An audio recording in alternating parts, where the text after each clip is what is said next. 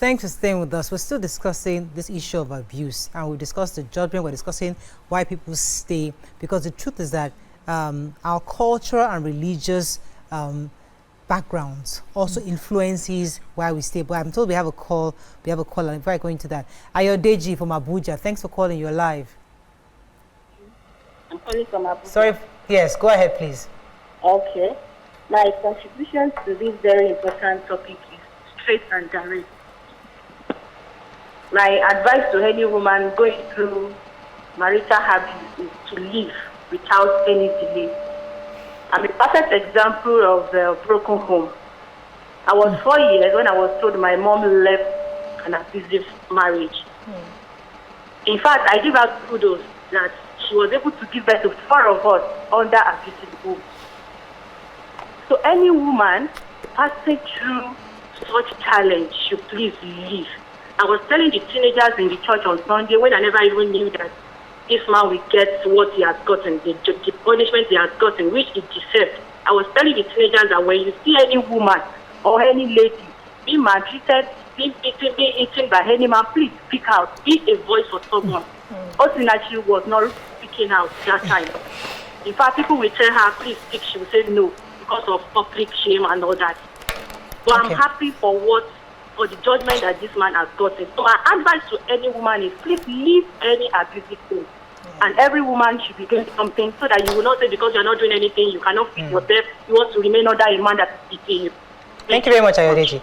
Let me come to you guys. There's a mentality or there's a thinking that these men will change.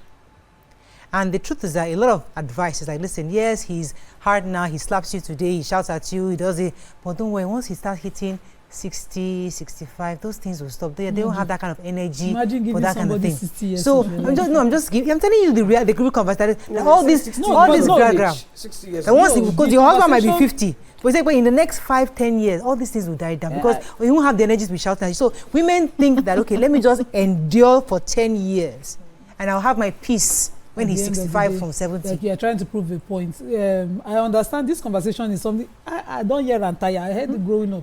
When settling disputes between couples, I heard it. We were advised about it when we married. Be a sheep, be a kiniko. We were told how, as if we were marrying lions. We should be roaring up and down the house. We're not sheep, even in my own faith, they'll tell you that your ajana is how you cope with it.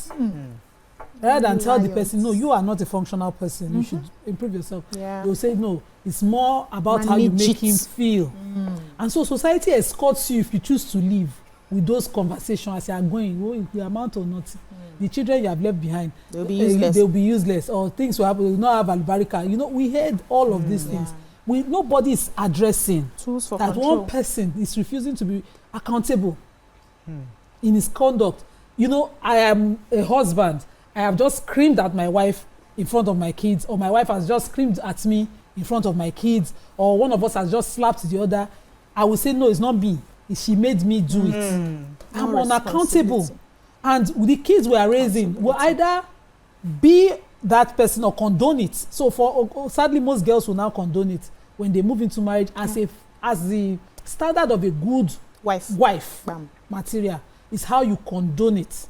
In this case, remember that it's resource control this man was doing. This man is not the earner in the family. It's the woman that was the earner. In order to control, to intimidate, to ensure that all the resources they under my command is why he was more abusive. And so he made it something that everybody else permitted within family. Nobody fit talk anything. The damage of it on the kids is what we are discussing today. Okay, take your call and come back. Bumi from Ibadan, thanks for calling. You're live. Good morning, everyone. Good morning. Good morning, Morayo and Wuse, Nima and PC. Good morning. Good morning. It is so sad, and just like Auntie Wike said, if you look at it, maybe as human being, we will say he should not be hanged. But the major thing is the children. I have someone that is very close to me that was also in that kind of situation. Has 3 children. All the 3 children that she had, there's none of them that when she was pregnant, the husband did not beat her. and it will land her in the hospital. Oh, God. Now, by the time it got to one stage, my husband had to say, let's just come out of this thing and let her leave. My dear sister, if she did not leave, maybe we will have lost her. And thank God that she left. And I'm really so happy. Thank God. All the children, they are all fine. The first one is chemical engineering. Thank God. But thank God she left. Now, see what I'm trying to say. She would have died in any of those pregnant situations. Yeah. But thank God that she left. Every pregnancy, all the 3 children, their marriage normally should have been 30 years. This April that I'm talking to you, this very April. But thank God she left. So if we always feel bad to say, we should not allow people to be saying that you cannot manage things, or we should manage you. Please, our lives are very important. Okay. And thank you very much. Because of limited time, come to you. Because I'd like you to respond to what he said, but also I'd like you to add. No, more. I wanted to land on the point of success in the kids. So a child can be successful career-wise. In an abusive situation, you can have engineers, lawyers, successful, in fact, business CEOs, leaders. But that's part of their life. The emotional part of their life will never. So when we measure this success, are we? Is he a wholesome individual? Can he grow to be a good father? Can he himself be a father? Some people will say they will not marry and will think that their sexuality is the question, whereas it's their emotional. That is the question. What they had experienced makes them feel that they are incapable of being. I wanted to come to you, BC, concerning the fact that there was a comedian a few months back that was saying that he can never allow his child marry from a broken home. And it's when people hear these kinds of narratives, they want to stay. Because I'm not staying because I know it's healthy for me to leave, but so that my children can get married, so that a potential husband for my child will not say, I don't want to marry a child from a broken home. So that thing makes them stay. Yeah, so it's still the flawed society, because somebody who is saying you cannot marry a child from a broken home can marry a child from an unbroken home that is damaged. There are lots of homes that are parents are together, but the children are damaged. The parents are still fighting from now till the next 60 years. And there was something that you were saying initially, that people want to say, okay, just manage now. Maybe when 60. He gets to 60, you have not seen a 70-something-year-old damaged person. Because the truth of the matter is that we get worse as we get older. Especially if you are not used to being accountable for your action. They become the mother and fathers-in-law. Yes, the same people. Damage people when they become the monsters-in-laws. Yes, exactly. They damage, they are there. They never heal. So we don't, you don't heal and then you get worse. And that's why they tell you that what you cannot take at the beginning of a marriage, don't start it. Because once you start it, you're going to take it to the rest of that marriage, except you choose to leave. People don't get better. They get worse. So you can tell from the beginning that, okay, can I cope with this? Can I not cope with this? And people that are saying that it's not easy to leave. It's not easy to leave. It is easy to leave depending on how you have prioritized your life, how you have loved yourself. That is how you can decide to take yourself away from a toxic situation.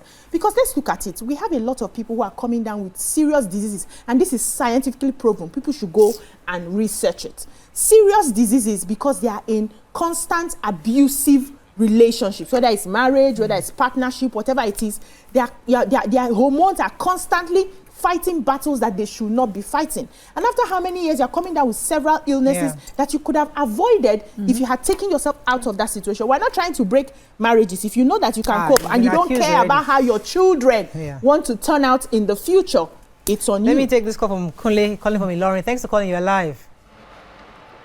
Thank you very much. Good morning. Good morning. Yes, sir. Go ahead, please. Thank you. I just want to make a small comment.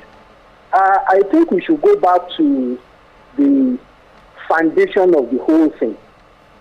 You see, I think many times we look at dating or boyfriend and girlfriend, it is more of a feeling. But marriage is a commitment. Okay. It is not a feeling. You see, many times we transfer that into marriage. In marriage, whether you feel like or you don't feel like, there are boundaries that must be kept. And it is because people look at marriage as a feeling. I don't feel like today, I feel like tomorrow. That is what influences many reactions. I have been married for close to 30 years. I've disagreed with my wife many times, but it has never crossed my mind. Certain things has never crossed my mind. Because you are shocked. Whether on the side of the man or the woman, there has to be boundaries to be kept. If you recognize that this is a commitment, we are committed to work. You go to work, you are angry, but you don't fight your guard work. So there are certain things that must be kept. Marriage is a commitment. So Mr. Kule, in being committed, Stephen, can you stay committed? Can you stay committed when it comes to violence, the issues of domestic violence and stuff like that? If both the husband and the wife are committed, there will be no violence. Okay. Exactly. I think that was the point. Thank you very much. Mr. Kule. So a commitment is to be. No, I was just going to say sometimes, at the beginning of a relationship, you are not married, your husband will slap, your boyfriend, will slap you, and you say, oh, it's because he loves me. He's jealous, the other man looked at me. You don't know that it's starting from there. Yeah. So when you start with the relationship and the man is slapping you from the beginning, just know that when you enter, you go collect that slap will turn to beating. Yeah. I have a call from the US, so I can come back to you. Gloria from Boston, thanks for calling. You're live. Hi, good morning, Morayo. Morning. My name is Gloria. I'm a first-time caller. Welcome to the show. Thank you. This issue is really touching to me because I lived with an abusive husband for 20-something years. Wow. And I finally, in 2021, decided and I had the courage to leave. We as Nigerians who really don't take this thing serious, but it's very damaging. I have 3 children from the marriage, and all 3 of my children, to the outside people, they look very responsible and very normal. But all 3 of them were affected in different ways. My oldest son, who's my son, cannot seem to get his life together and has vowed never to get married because of what they saw their father do to me. My other daughter tried to cope by immersing herself in her work, in her school work. So people look at her and say, you're so intelligent, you're so driven. But that's her coping mechanism. And then my youngest one, that one has anxiety disorder as we speak. So I have to seek therapy for all 3 of them and for myself. So it is very, very deep because I experienced abuse, both physical and sexual, growing up. So when I got married, I thought I was escaping that, but I got into a deeper abuse by my husband. So please, women, do not stay. Because when you stay, you're damaging the children, and it is not okay. It is never okay to face abuse, and that's my contribution. Thank you very much, Gloria. I'm having goosebumps. I was going to ask her, but I didn't want to just engage her further. Because there are different levels of abuse. There's verbal, emotional, physical, sexual. I mean, she was sexual abuse. But when it's not physical, people think it's coping. You can cope with it. Yeah, I was just going to say, you see, she said before she got married, she was sexually abused. So she faced an abuse before she entered an abusive marriage, and she stayed because of. So it's always it's a vicious circle. Yeah, it keeps coming back. A vicious cycle. Yeah. So it keeps coming. That's why it's not advisable. I would never. But again, is leaving always the option? I mean, I would love to engage her. Yeah. Is leaving always the better option? When you think of the lives that you have brought into the world, you are responsible. If you bring a child into the world, you are responsible to take care of that, for the care of that child till it reaches the age of maturity. When you cannot be responsible and you are subjecting the child to that kind of abuse, because it's abuse on the child as well. Yeah, it is. Even if the man or woman doesn't touch the child, it's still mental abuse. Yes, because the child sees. Yes. The child absorbs. We have to wrap up on this. I mean, so let me let you have the final word. Yeah, so I think that people need to be a little more selfless when it comes to their children. the narrative that we've been sold is that when you leave an abusive marriage or relationship, your children are going to suffer because then society will tag them, they came from broken homes. But you have to ask yourself, is it not better that my home is broken and their own will not be broken in future? So those are some of the things we have to put into cognizance when we are making decisions. So you have chosen to marry and bear children. It's not just about your life now. You should think beyond yourself and what you're benefiting in the society, but also how it's going to impact. And many people don't have this knowledge of how it impacts, because I've seen people who have had conversation with their parents and they're spotting some things to them why they are behaving the way they are. And the parents say, no, I did my best though. No, I raised you. No, I tried. They don't even understand the conversation. So we need to open a table and begin to talk about the adverse effects some of these things have on the lives of the children. We have to wrap up. Thank you so much. That's all we can take on this segment. When we come back, move on to our next segment. Stay with us. We'll be right back.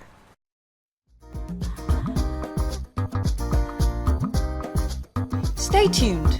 Your View will be right back.